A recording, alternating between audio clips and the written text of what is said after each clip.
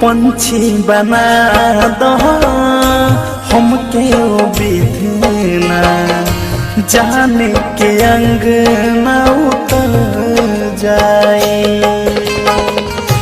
पंछी बना दो हमके ओ विधना जाने के अंग न उतर जाए। देखब जी भर जान के अपना, देखब जी भर जान के अपना, खुशी से आँखियाँ भर जाए। पंछी बना दो हमके वो विधना जाने के अंग न उतर जाए।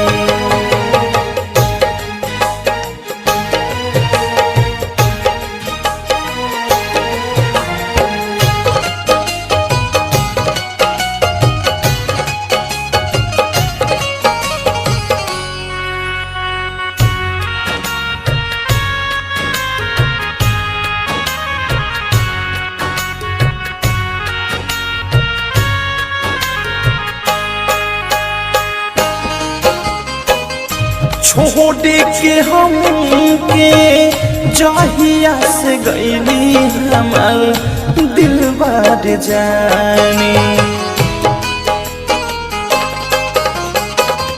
सोहना जुदाई नींदिया से अखिया झड़ झड़ गिरत पानी।